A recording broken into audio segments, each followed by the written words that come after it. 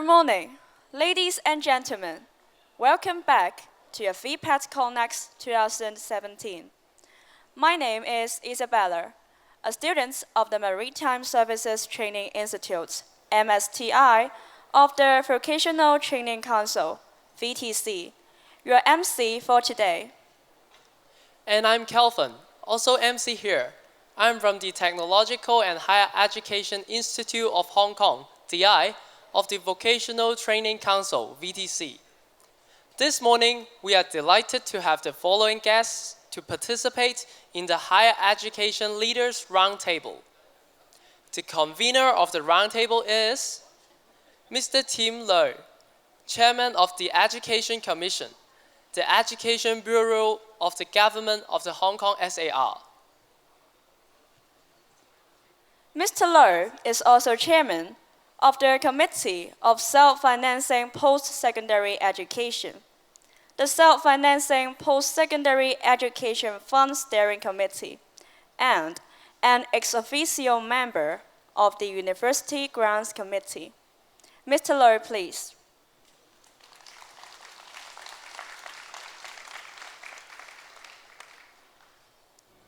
May I invite other panelists to come onto the stage.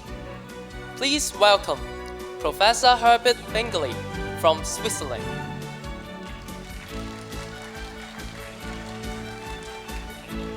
Professor Chen Qiming from the People's Republic of China.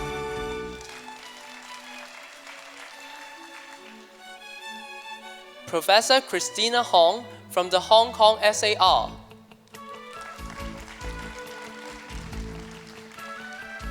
And Professor Vensa Tatila from Finland.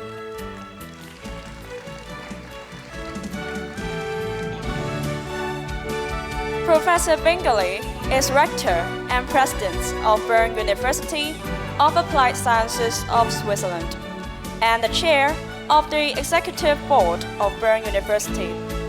He is actively involved in public duties regarding health and medicine.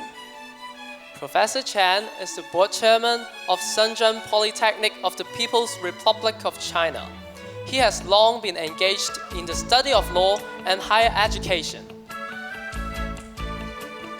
Professor Hong is president of DI of Hong Kong. Her prior experience has included senior executive roles in the Australian TAFE and university sectors, as well as leadership roles in national educational reform in New Zealand. Professor Vensa Tatila is the rector and president of the Turku University of Applied Sciences of Finland. His main areas of interest are creation of world-class practical excellence and putting new innovations into actions.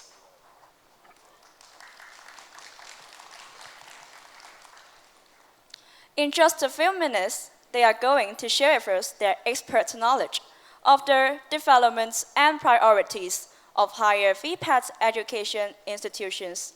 Please welcome the roundtable panelists. Hello. Thank you so much and welcome back to the conference, in particular to this Higher Education Leaders Roundtable. I'm really delighted to be convening this particular session. And as you can see, we have 4 very experienced and very distinguished panelists and who will be sharing their views on the current trends, opportunities, as well as challenges facing VPET. And if time permits, we'll also be discussing other related issues as well. For this particular session, we will have about 45 minutes panel discussion to be followed by a 10-minute question and answer session. So as time is precious, let me just move on. And as a first question, I would like to ask all our panelists to quickly brief us on the current trends, opportunities, and challenges facing applied degree in their respective country or location so that we can set the landscape and have an overview. And perhaps can I invite Professor Bingley to comment first? Well, thank you very much. Let me put it this way to begin with. Maybe you know, or I can tell you that Switzerland is a country which is doing very well in economics, in economy, in innovation. It ranks among the world's best countries in innovation, and it has a high standard of social welfare. And one of the big challenges is to keep that up. And as we have no natural resources in Switzerland, our resources are brains and skills. And so that's the first big challenge, to have the right workforce, the people well educated to keep this standard up. More specifically, I think I stress on the challenges rather than the opportunities. The challenges, it has been mentioned, one of the most important challenges is changing industry. So industry 4.0, the fourth industrial revolution. Is it a threat for society and for the workforce, or is it a chance? And we've got to put our eye on this, on the chances it gives. But it's a challenge. And then connected to it, digital transformation. What does that mean for society? Digital society. This is a challenge as well, I think, throughout the world.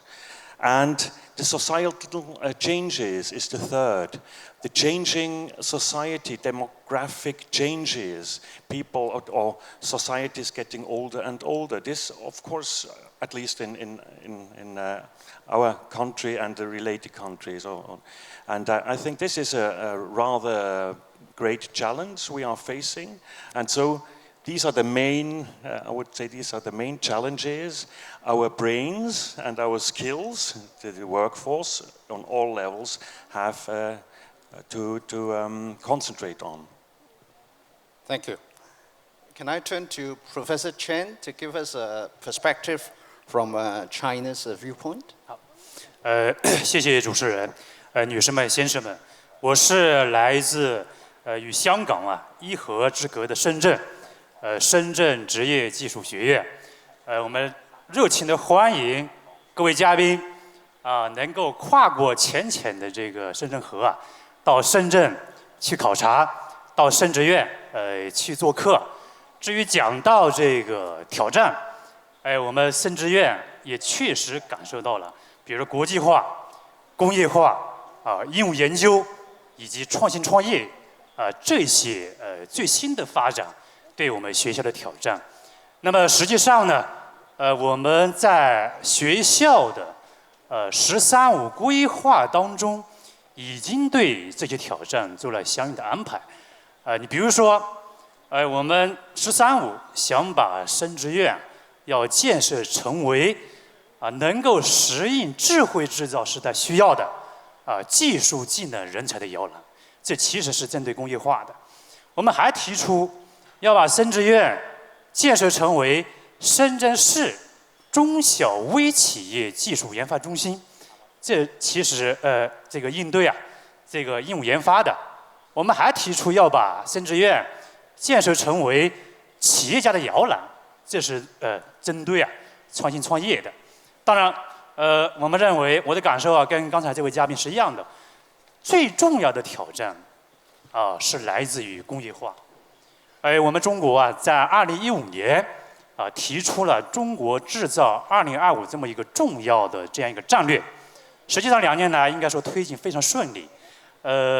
我们看到一个数字，2017年在中国要销售10万台工业机器人，那么占到全球销售总额的35%。那么这个中国制造2025的快速推进，可以说对我们的制造企业带来很大的挑战。第一就是机器换人速度非常快。我们的邻居我们深圳的邻居东莞，它实施机器换人3年，已经减少了20万个工作岗位。我们的中国浙江省从2013年开始实施机器换人，目前已经减少工作岗位200万个。当然，第二，这个在减少工作岗位的同时也在增加一些新的工作岗位，比如说这个晒图员这个岗位可能会消失，但是呢，逆向制造是吧？3D 打印这些新的岗位会出现。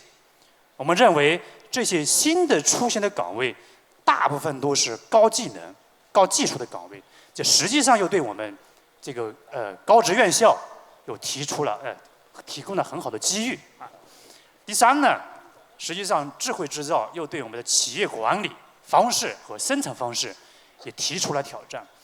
可能企业的管理有可能由自上而下的这种科层式的管理，转变为水平式的扁平式的管理这个呢，我们中国的很多企业已经在做。那么以后的制造生产企业可能会加入更多的这种服务行业的特点也就是说制造企业的服务化。那么呢，我们高职院校怎么样来应对制造企业的这种变化？其实对我们来说是挑战是挑战。我们想呢，3个方面来应对。第一个就是要整合目前我们自己的专业现有专业，是吧？就是能够适应产业的升级调整另外一个呢，刚才我们讲到了，会出现很多的一些新的岗位，那么我们高职院校能不能及时跟进，是吧？增设新的专业来培养相应的人才，这是一个挑战。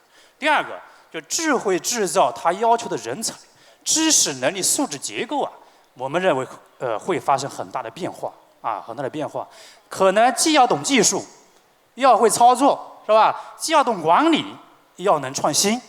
所以我们会对我们的课程体系进行相应的调整。还有，传统意义上我们的高职院校，它的服务面向是服务区域经济社会发展，但是呢，技术是没有国界没有国界的。智慧制造企业一定会走向国际，所以我们认为我们高职院校的服务面向很有可能从服务区域走向服务全球。好，谢谢。Okay, thank you, Professor Chen. 谢谢。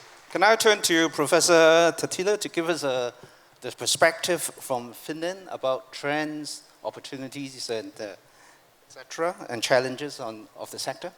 Certainly. I will actually continue from what Professor Spingeli and Professor Chen were saying, and I think that what this leads into is that we have to think totally differently about higher education in the future. We've had this rather academic, research-based thinking in the higher education over the last 100 years or so, but I think the future is the game of global level competence skills, not a level question of the degrees, how many degrees we are able to produce per nation. I think that the future will bring a situation where the skills and the competence profiles of each task are quite different to another one all over the world, and the globalized businesses are always constantly looking for the best place to find that skill set that they are requiring at the moment, and they are very eager to change from position to position to try to find the best possible working force for themselves. And in order to live in that kind of life, the students must be at the very center of constantly evolving their own skill sets, their own competencies, to take care of their lifelong learning, not just focus on the first degree that they get, but to focus on the continuous education. And that's something for the whole higher education system that we must be there to support them.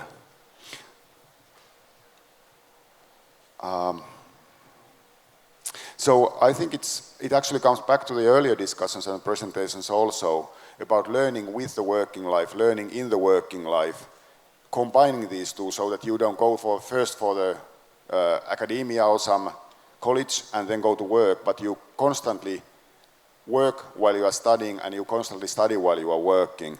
And we must find a way to put that into our national systems so that we can somehow give degrees and credits for those kind of qualifications, not just the traditional way of learning. So again, what that means in our higher education is that actually the big question about campuses, for example, will become a very small question. It's not important to have a very high-level, interesting huge campus area when most of your students are at the same time at the working places.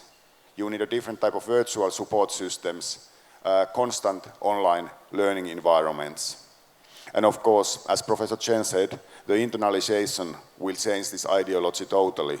I don't think that we will have national education systems in 10, 20 years. It's all of this global game of competence that we are playing.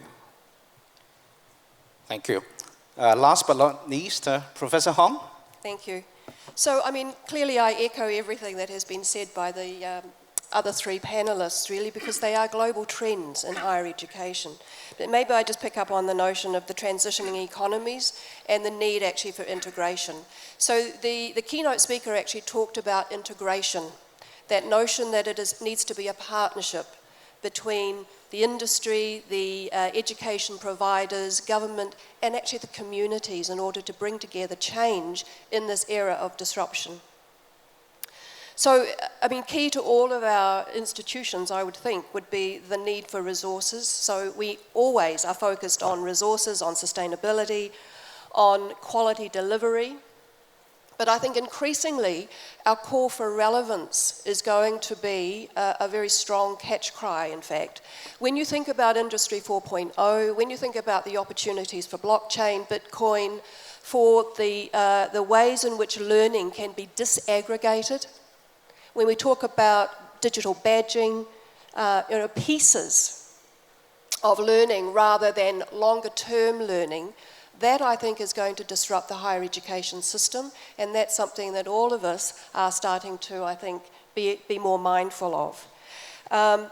Vesa talked about being in a networked world, and I think absolutely we can no longer just be in our own campus spaces. We do need to be networked globally, which brings in that whole sense of internationalization and the notion of partnership. But more than partnership, it's the integration with other university providers, but also with industry that is not necessarily your local industry, but globally networked. And again, that's already been mentioned. Higher education, our purpose really is about value creation. So when we talk about value creation, we're talking about that notion of providing innovation, being resourceful, being able to muster together resources in order to create a difference, in order to create new value for whoever it is that we are serving. So in order to do that with our students, yes, they need depth. So I'm now talking about the T-shaped people that are often talked about, that in this day and age we need people with depth and increasingly multiple depth levers, but also breadth. And when you talk about breadth, it is about encouraging our students to know how to learn. Content is everywhere. It is ubiquitous. We can each go to our phones and Google and find content. Content is ongoing.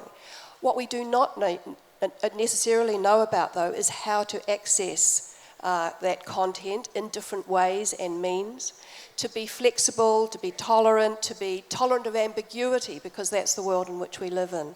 How do we teach our students, and our not so young students actually, given that we have lifelong learning, on how to relearn and learn, as again the keynote speaker spoke about this morning. So entrepreneurial mindsets is something that certainly for my institution and for VTC I know that we're looking at. The 21st century smarts that we need all people to have, that ability to be design thinkers, to actually find problems as well as solve problems. Because in doing that, it means that you are very much more aware of what is happening in the world to society in order to improve society and the economies. And with that, I'll stop so that we can talk further.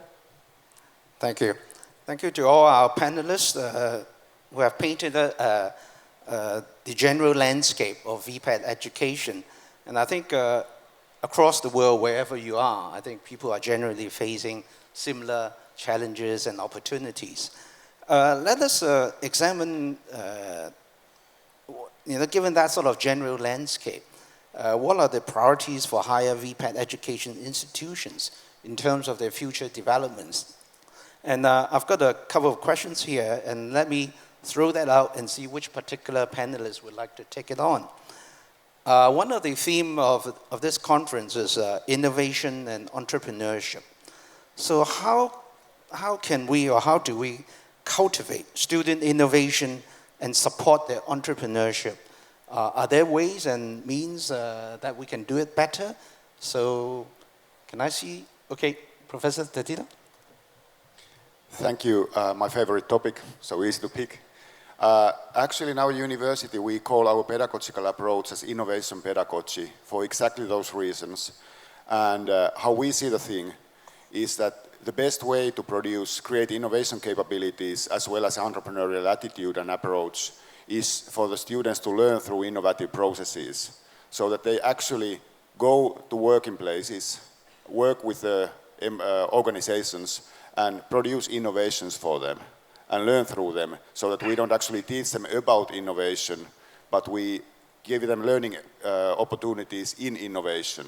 We also have the possibility to become an entrepreneur while you are still studying, so that you actually start to study through your own enterprise, so that you start a business and then you make your studies show your competencies based on things that you do in that business. For example, if you are studying mechanical engineering, you can actually start a business related to that one, let's say 3D printing systems, and then show your skills and competencies while making business for yourself.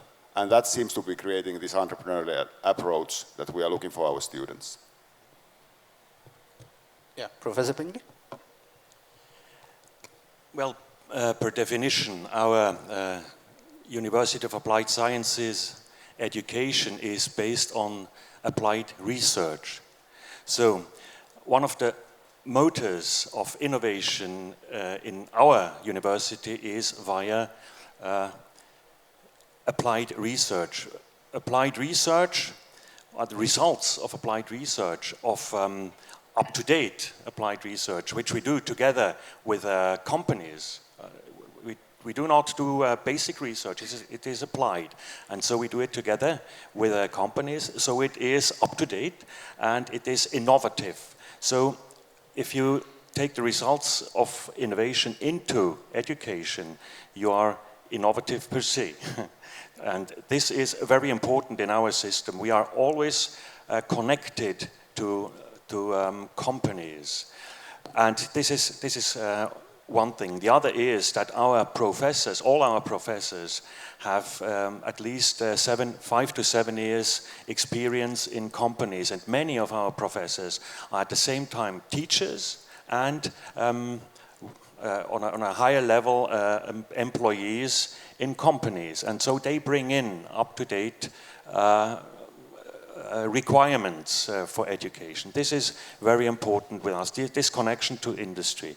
This makes, this renders an innovative genius in a way. And then taking the bachelor's degree, students have their thesis. It's not a theoretical thesis. They do their thesis together with a company, and so the requirements of the company, and it's applied, and it will be applied. Then the results will be applied. So we are always on, well, let's see, on the requirements of the moment. But then, as Professor Schleicher put it very well, this is just one part, being up to date at the moment, but looking into the future, anticipating what is going to be, what are going to be the requirements of universities of applied sciences of the future. This is very important as well, and that's also our connection to very innovative companies gives us the chance to anticipate the future requirements as much as possible. So this is what we do, the generic knowledge and skills, and then the requirements of the moment and the future requirements. So we do that always together with industry, with companies. Thank you. Can I just follow on from that particular discussion? Because earlier speaker as well as our panelists have all outlined the very important fact that there is a need to strengthen industry and institution collaboration for all the obvious reasons. This is well understood, but how can we actually put that in practice? Professor Schleiser has talked about partnership between government, institution, and maybe the private sector companies. So are there any new developments in terms of how we can actually make industrial attachment or industry institution collaboration, take it to an even higher level than what we are seeing nowadays? Because it is important that our graduates and frankly our teachers as well understand what is required, not just for now, but for the future. So are there any good advice that you can give in terms of moving the ball forward in this area? I think for us in Hong Kong, clearly we are very integrated with industry. We have training boards, we have work integrated learning. Industry are our partner and are integrated in everything that we do. I think an opportunity is that for our educators who are current in industry, plus our students to actually, as I said before, to be working with industry on their industry-based problems. Now, there are different levels of applied research. So on one hand, you can still have the lab-based applied research and technologically based applied research, but then there can also be the applied research that works with small to medium enterprise, in fact. And as in many places, small to medium enterprise here in Hong Kong is a significant proportion of what happens in the economy. So it is about helping those as industry players as well as the larger players, and it's about going in and supporting them so that there is a win-win situation for the industry or the small to medium enterprise, the student in his or her learning journey, and then with the educator in terms of finding out more about what the industry is doing to ensure currency, but also to ensure that the scholarship of learning and teaching is really important. Because above all, in anything that we do in education, it is about quality.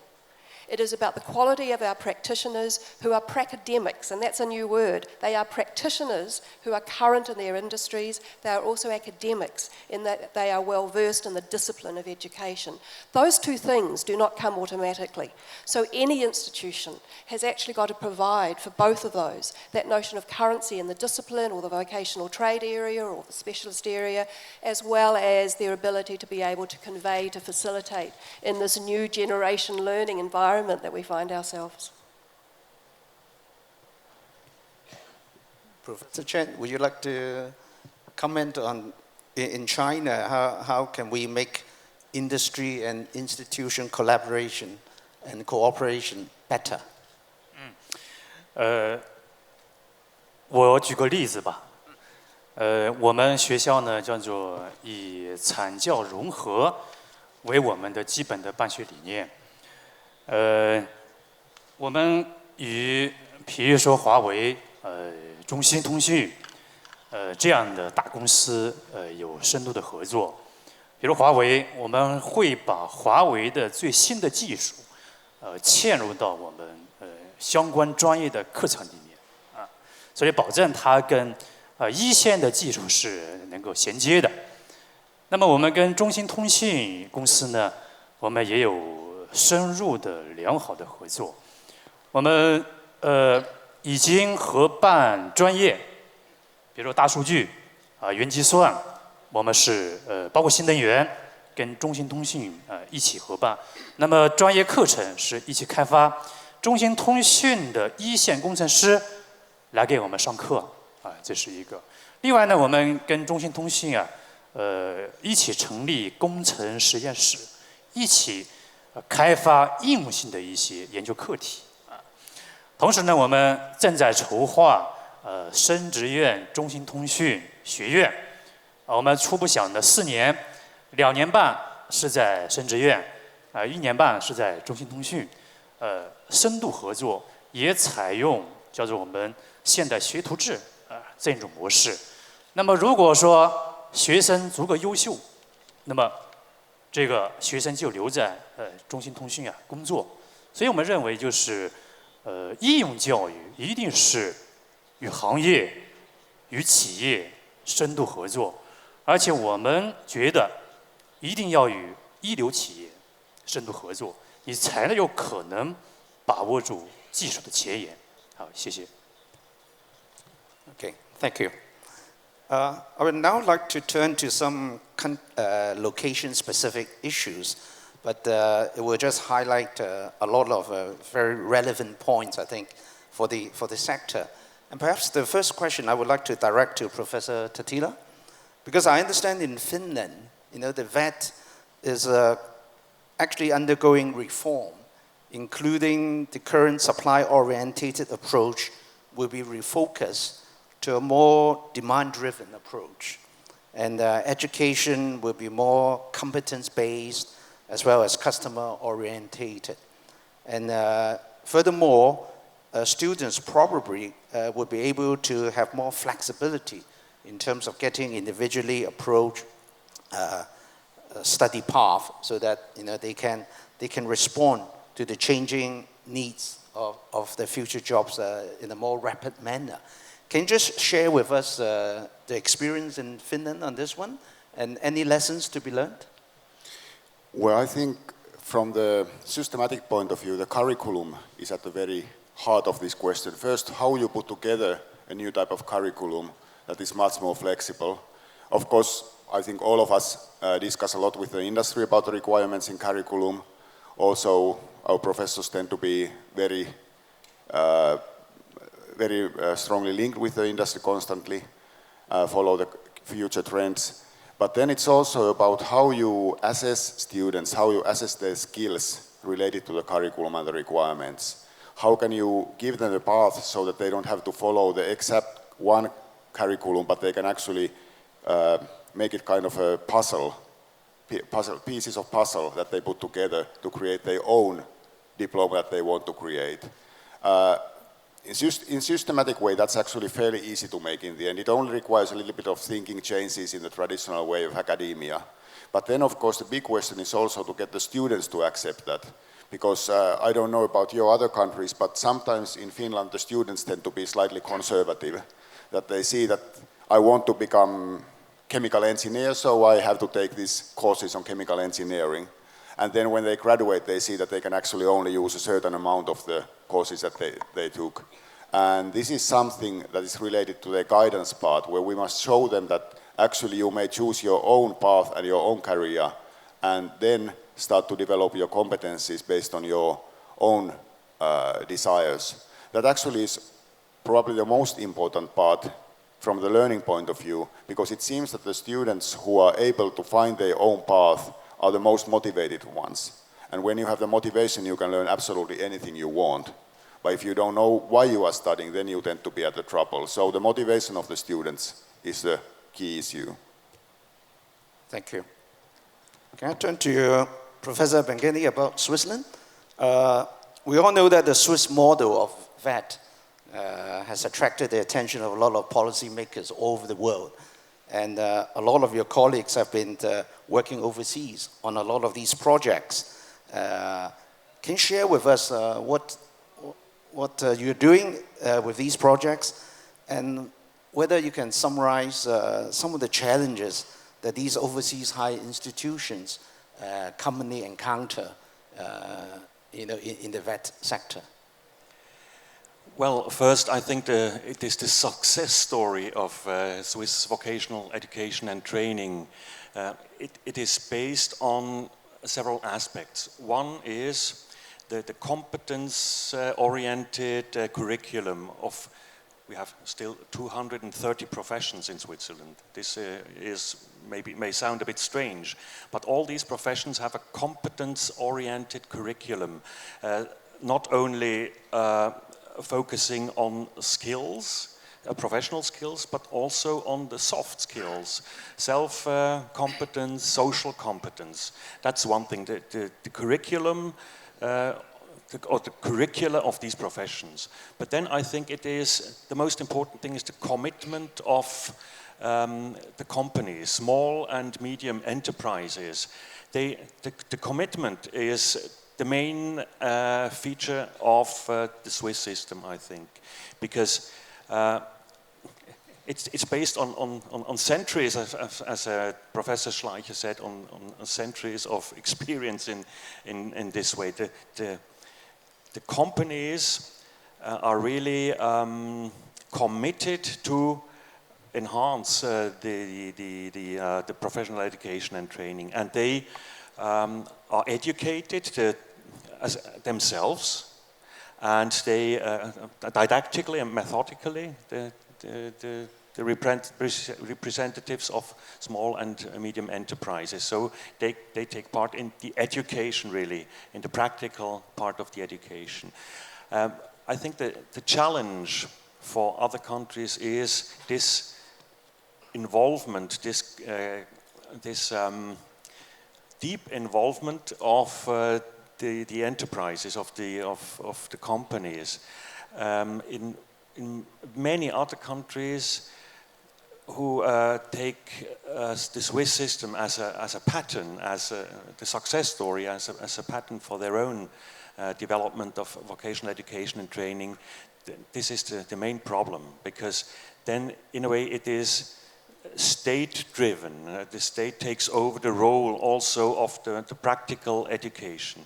And this is the big difference. I think it can't be just copied and pasted in other countries. And these are the challenges countries face to introduce this, or to introduce this commitment of a private industry. That's our experience. Thank you. Professor Chen, in response to the growing demand for higher level technical and professional skills, the Guangdong province, I understand, is looking to work with the World Bank to improve the quality and relevance of its VPET education by promoting competence-based training. Can you just update us on the development, and in particular, what is the impact on the higher VPET education institutions, in particular in the Guangdong province, which is close to Hong Kong? 好的，谢谢。广东呢，我们是连续32年是位于中国第一经济强省，所以广东的职业教育也是中国第一大省。那么现在的话呢，我们一个是自身努力，第二个呢是通过与一些国际组织的合作，来推动我们广东职业教育的发展。我想呢，这个有这么几个方面嘛，向各位嘉宾来简单介绍一下。第一个呢，就是政府高度重视我们职业教育。最近1-2年或者2-3年，出台的支持政策有很多。来推动职业教育的发展，特别是加大了对我们职业教育机构的投入。比如中职学校我们是全免费的，那么高职院校呢，投入非常大。比如说以我们学校为例，2017年的预算，我们是全校14.4亿元人民币，那么其中只有2亿元人民币是我们的学费。还有1亿元呢，是我们通过科技开发，从各种企业各种来筹措。那么其他的全部是政府投资。那么这个投资就极大的改善了我们的教学设施，也改善了我们的这个师资队伍。那么大家看到我所有的嘉宾，就我一个是戴着耳机的，是吧？我的国际化程度不高，但是我们的师资队伍国际化程度还是很高的。我们大部分老师都可以用双语教学双语教学，这是第一个。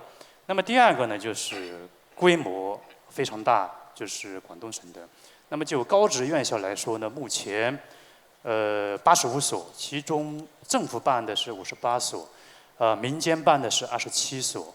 那么在校生规模是72万，占到全国总量的大概是8%。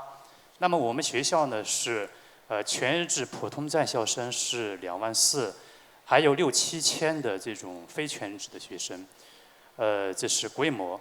第三个呢，我们觉得呢就是这个产教融合特别的紧密。也就是说我们的专业和产业的对接啊，应该说做得还是不错的。从广东省这个专业服务产业这个比例来看，它基本上与就是我们3次产业的比例是匹配的。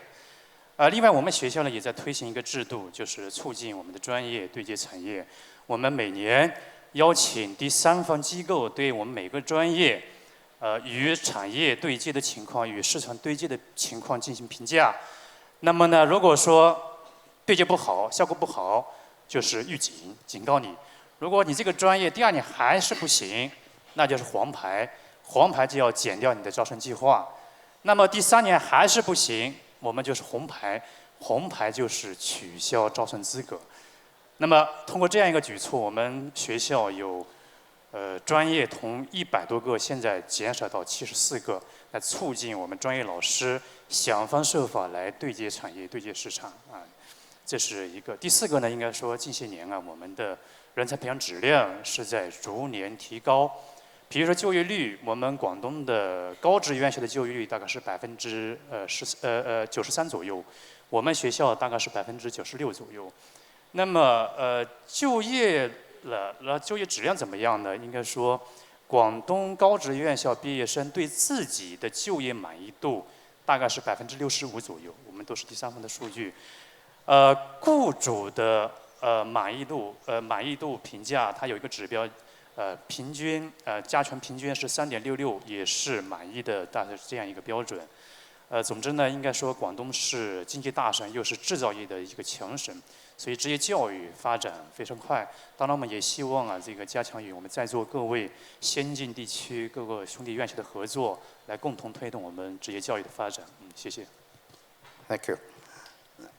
Again, Professor Hong, we have earlier heard from the Chief Executive as well as our Secretary of Education about the government's quite substantial financial resources, as well as campus developments, finding properties, finding sites. So, as far as you're concerned, what are the next steps and priority of higher VPET education in Hong Kong?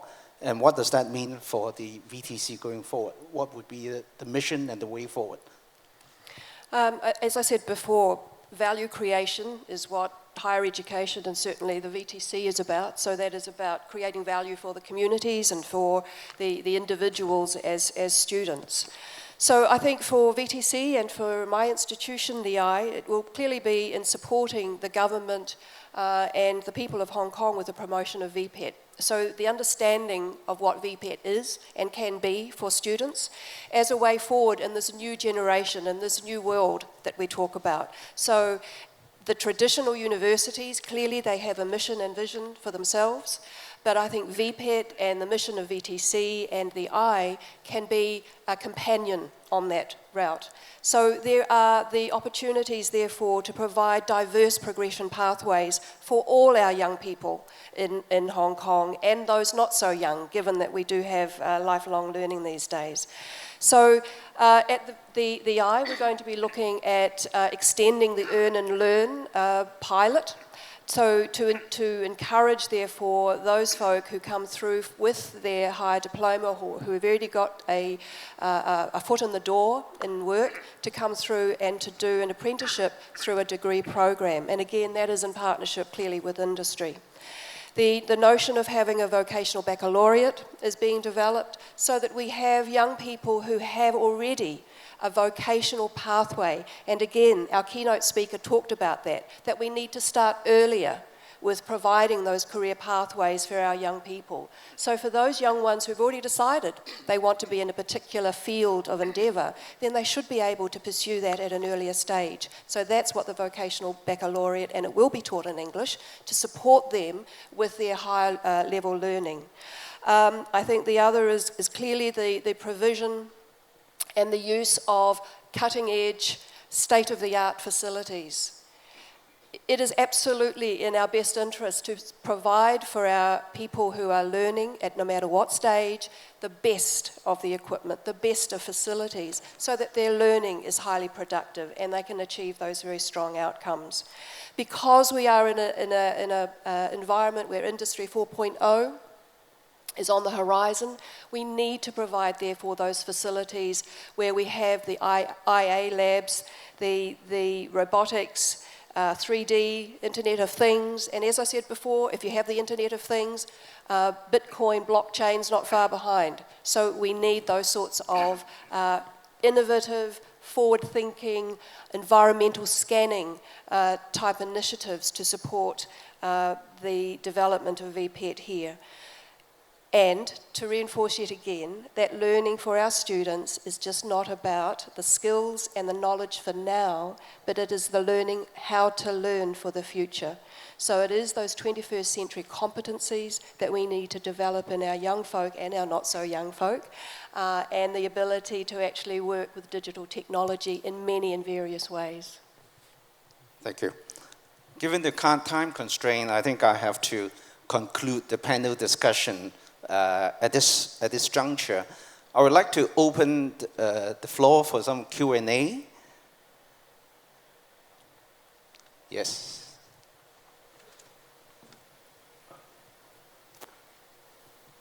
Thank you for very diverse discussions. A question I want to raise, which hasn't been addressed, is globality, and seems to be universities have been ahead in terms of overseas experiences, internships, and exchange. How do you see the trend of growth in terms of globality for the VPET education? Thank you. Can I take that one? We were actually at dinner last night when we were talking about globalization. And globalization, in the main, has really been, in education, we talk about inbound and outbound student mobility, sometimes staff exchanges. It needs to go beyond that. And when you think about skills as a global currency, when you think about the young ones that you are now training and educating, they're not going to stay in Hong Kong, they're not going to just stay in Switzerland or Australia, which is where I've just come from. They travel the world, they work the world. So therefore, the skills, the qualifications that they have actually need to be mapped beyond the local and the regional. So I was suggesting actually that we do need, and universities tend to have these alliances that are global, where quality and assurance, and therefore the various quality assurance agencies also contribute, have a place. I'm not sure that there is such an ecosystem, in fact, for applied learning, either in the VPET or in the applied higher ed. So I think there is a call for that, and I think together we should be examining that opportunity. Yeah, if I continue from there, I fully agree that we would need the networks like that because traditionally the internationalization has meant exchanges or maybe some shared research and development projects. But if you look at the current trends at the working places, it's so that these multinational corporations, they tend to be operating 24/7, so that there's 8 hours of work in Hong Kong, and when the sun travels, there's 8 hours of work in UK, then there's 8 hours of work in the States, and then it comes back to Hong Kong again, and the project has been going on all the time. And this is again something that we probably should try to find out in our higher education or educational purposes, so that our students actually work together despite of working in different locations in the world. And I think that is the big possibility for VPET. Yes, Professor Binkley. Well, maybe our students as workers may remain in Hong Kong or in Switzerland, but maybe they work in a firm or in a company that is globally connected. So sometimes we have the notion of think globally, act locally. This is important as well. This is one thing. Economy is growing worldwide more and more, and companies are, not the small enterprises, but the large ones. Maybe small ones as well, the technology-driven companies. This is one thing. And universities of applied sciences cannot just act and think locally, because the scientific community is international.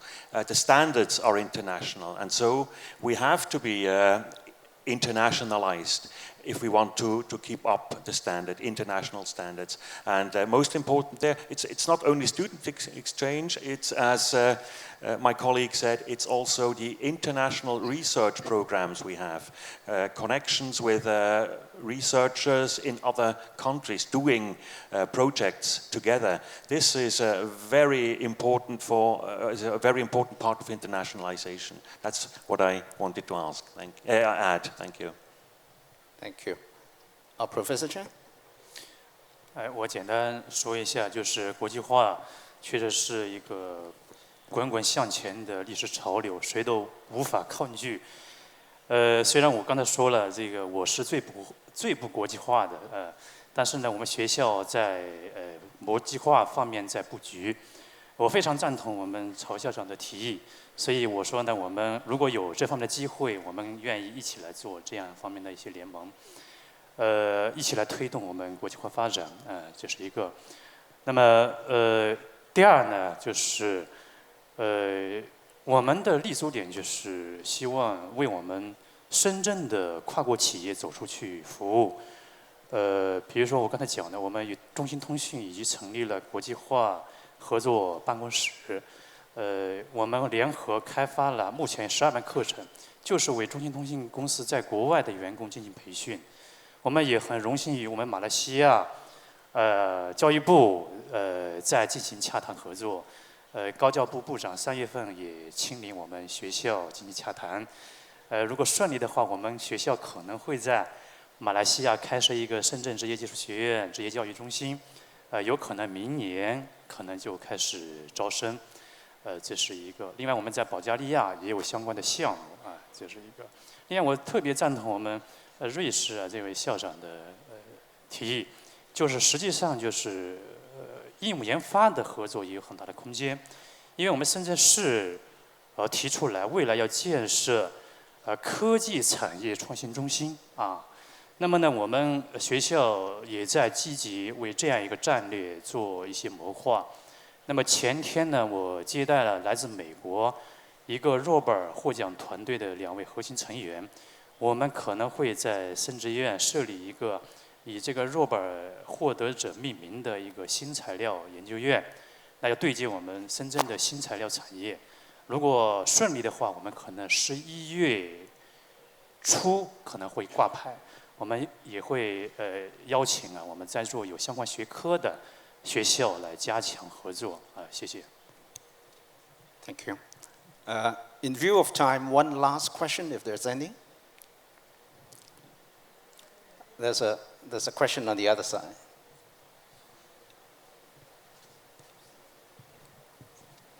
Okay.